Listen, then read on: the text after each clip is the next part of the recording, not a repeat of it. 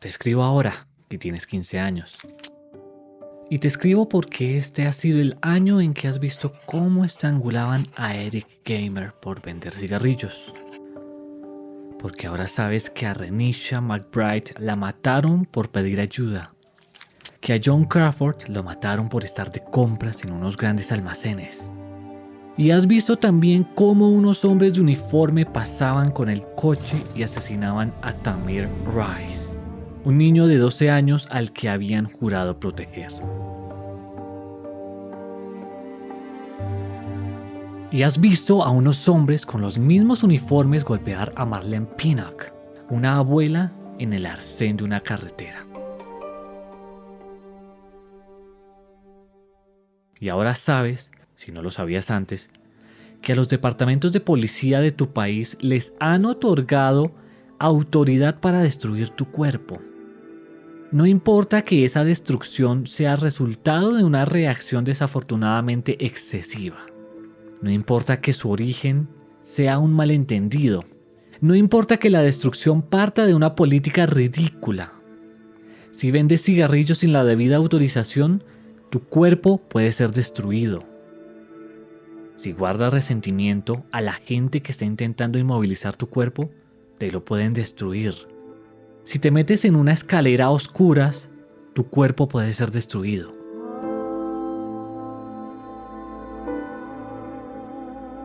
A quienes lo destruyen casi nunca les hacen responsables de ello. A la mayoría simplemente les pagan una pensión. Y la destrucción no es más que la forma superlativa de un dominio cuyas prerrogativas incluyen los registros, las detenciones, las palizas y las humillaciones. Esto le pasa a toda la gente negra. Y les ha pasado siempre. Y no se responsabiliza a nadie.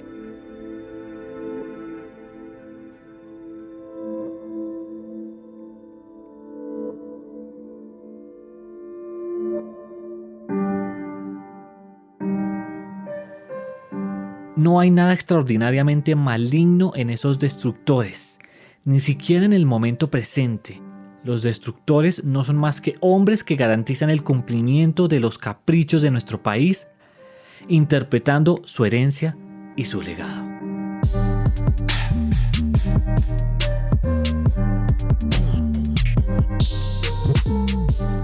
Es algo que cuesta afrontar.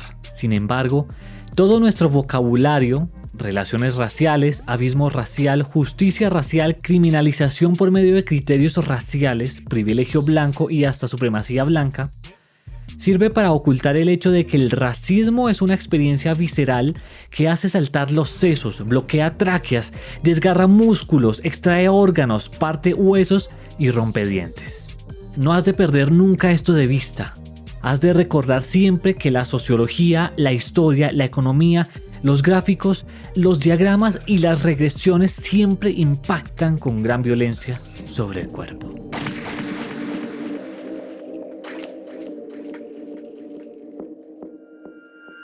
Por esos momentos, mediados de 2020, es donde estamos viviendo un momento de conmoción y un claro ejemplo de que todavía el racismo existe en plena era, en pleno siglo de 2021. Y lo digo por lo sucedido en Estados Unidos con George Floyd y su cruel asesinato por parte de unos oficiales de la policía.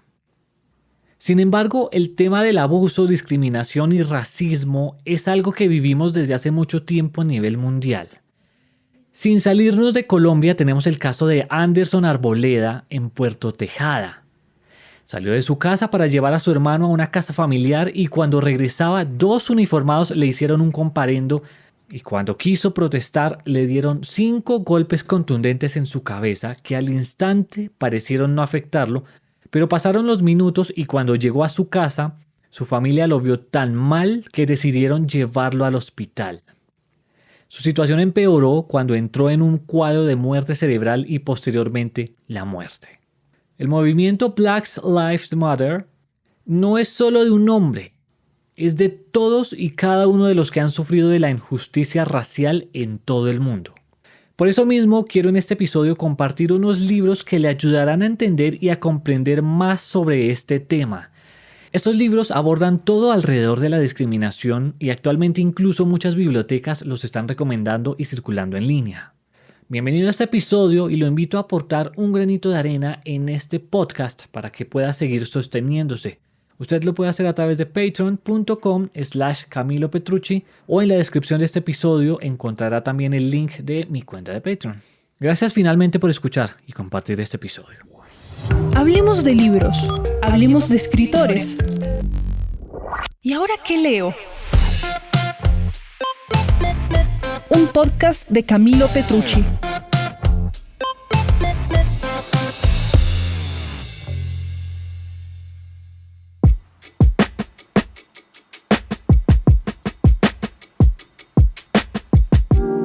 Para comenzar este listado vamos a dividirlo en 3 categorías. Libros de no ficción, libros de ficción y libros para niños. En ese orden comienzo con la novela de no ficción llamada The New Jim Crow, la cual es un relato impresionante del nacimiento de un sistema de castas en los Estados Unidos, un sistema que ha resultado en millones de afroamericanos encerrados tras las rejas y luego relegado a un estado permanente de segunda clase.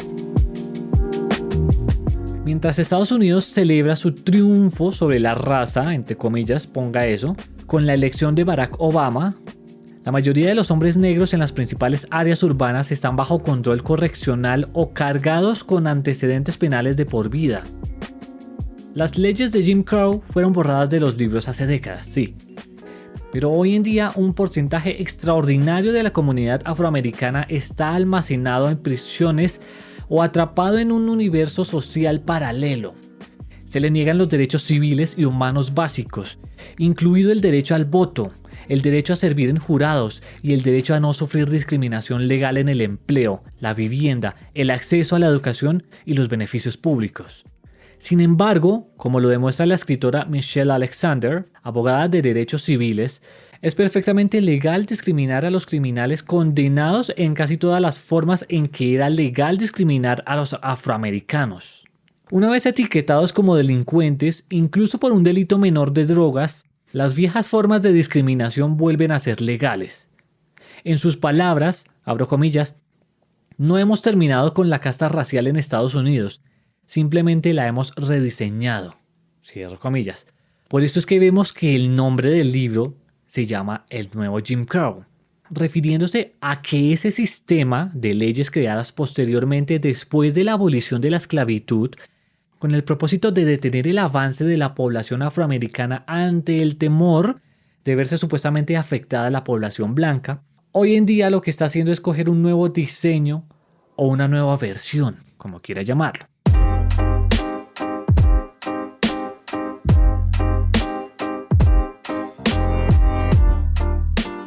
El segundo libro de no ficción se llama en inglés Between the World and Me, escrito por Ta-Nehisi. El escritor comienza haciendo una carta hacia su hijo de 15 años, en ese entonces, Samori. Allí en el libro encontramos una reflexión por parte de Ta-Nehisi sobre el hecho de que el progreso de los estadounidenses blancos se ha construido mediante la explotación y la opresión de los negros y que a pesar de que los estadounidenses deifican la democracia, esto es hipócrita porque el país nunca ha sido realmente una nación democrática y mientras se abre hacia esas confesiones y pensamientos, habla de los asesinatos racistas de Eric Garner, Renisha McBride, John Crawford y Mike Brown. Asesinatos donde demuestran el hecho de que la destrucción de los cuerpos de las personas negras es parte del tejido de la sociedad estadounidense y es un componente clave del sueño americano, ponga eso entre comillas.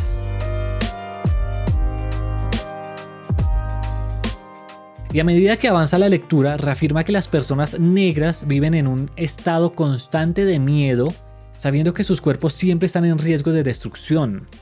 Allí en las páginas, el escritor recuerda la violencia que lo rodeaba en su juventud y observa que, aunque los jóvenes con los que creció a menudo afirman poseer las calles, en realidad el mundo que los rodeaba estaba mucho más allá de su control. De hecho, no sé si pudo relacionar el inicio de este podcast porque la lectura que hice hace parte de este libro.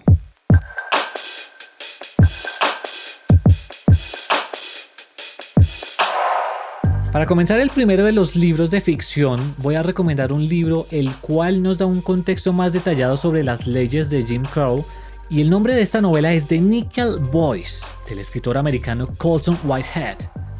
Esta obra ganó el premio Pulitzer en 2020 y nos sitúa a la década de 1960, basado en una historia real de una escuela de reforma penitenciaria llamada Arthur G. Dozier School for Boys.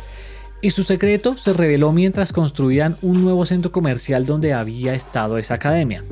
El hallazgo fue nefasto al descubrir y desenterrar varios cuerpos de niños afroamericanos arrojados en sacos de papas, dando testimonio real de lo que se especulaba sobre esa academia y el maltrato brutal, violaciones y mutilaciones hacia los cientos de niños que estuvieron allí durante los 111 años que la academia estuvo vigente.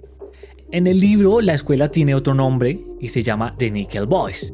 Y allí van a parar sentenciados los dos personajes principales del libro. Por un lado está Elwood Curtis, un joven estudioso afroamericano que es juzgado como delincuente y enviado a la Academia Nickel. Curtis es acusado por haber viajado en un vehículo robado para asistir a la universidad. Allí hace contacto con el segundo personaje de este libro, Jack Turner, quien suele tener una visión menos optimista de la suerte que les va a esperar en esta academia. Elwood intenta pasar su tiempo sin incidentes, pero es golpeado seriamente en dos ocasiones. La primera por intervenir para ayudar a un niño que iba a ser atacado por depredadores sexuales, y la segunda después de dar una carta quejándose de malas condiciones en esta institución. A medida que suceden todas estas complicaciones, llega un problema aún mayor. Turner se entera que existe un plan para matar a Elwood, y es allí donde estos dos personajes deciden escapar.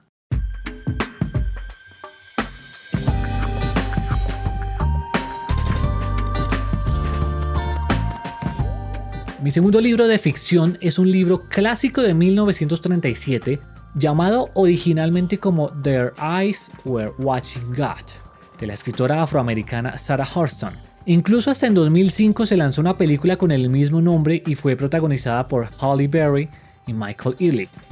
La protagonista que nos acompaña en la lectura se llama Jane Crawford, de aproximadamente 40 años, y quien en una charla junto a su amiga le comienza a contar las historias de su pasado y de sus 3 matrimonios.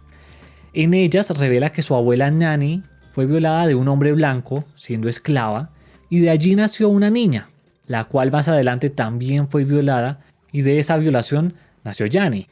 Su abuela, queriendo que ella tenga un mejor destino, decide arreglar un matrimonio, y pues Janie nunca estuvo de acuerdo con eso, y pues ella nunca amó a este hombre.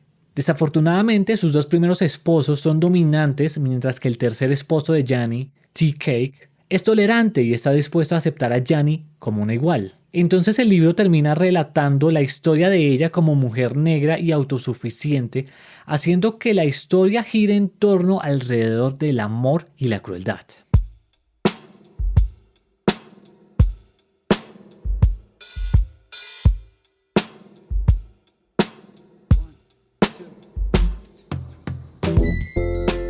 Y finalmente, dentro de los libros dirigidos hacia los más pequeños, quiero recomendar Malcolm Little, The Boy Who Grew Up to Become Malcolm X. Este libro, como su nombre lo indica, cuenta la historia del niño que se convertiría en uno de los líderes más influyentes, un activista y un defensor de los derechos de los afroestadounidenses, denunciando fervientemente los crímenes de los hombres blancos hacia ellos. Este libro fue escrito por la misma hija de Malcolm, y es junto con el ilustrador aclamado A.G. Ford que Ilyasah Shabazz nos da una visión única de la infancia de su padre Malcolm X, con una historia lírica que lleva un mensaje que aún resuena hoy, que todos debemos esforzarnos por vivir a nuestro máximo potencial. Si yo personalmente pudiera calificar un poco este libro, diría que quedaría perfecto para preadolescentes y adolescentes, y lo que le da ese toque especial para ellos es el encontrar estas historias acompañadas de hermosas ilustraciones.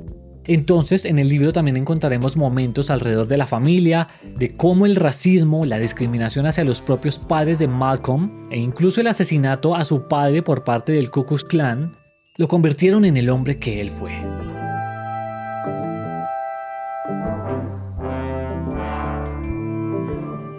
La autora nos regala así una historia sobre la esperanza, el amor, la dedicación, la disciplina, la fortaleza y la autodeterminación. Y uno de los apartados que finalmente quiero compartir del libro con todos ustedes es la descripción que hace la hija de Malcolm sobre su abuelito. Voy a abrir comillas. El padre de Malcolm era Earl Little, pero no había nada de pequeño en él. Papá Earl era un hombre fuerte, ancho e imponente. Su piel suave y oscura era tan hermosa como el cielo de medianoche. Su voz resonaba como un trueno suave cada vez que hablaba. Su protección y orientación se extendían alrededor de su familia como los grandes robles vivos de su estado natal de Georgia.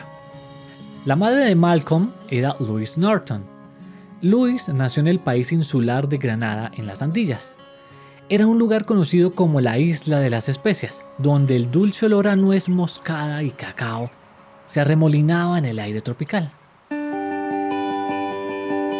Louise era una estudiante brillante que sobresalía en lectura y matemáticas. Comenzó a hacer preguntas a temprana edad sobre el maltrato de personas de color en su ciudad natal.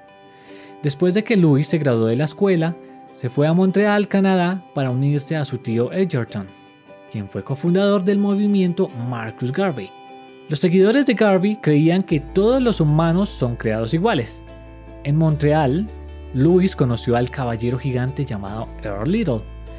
Ambos habían viajado a Montreal centrados en unirse a la lucha por la libertad y la justicia.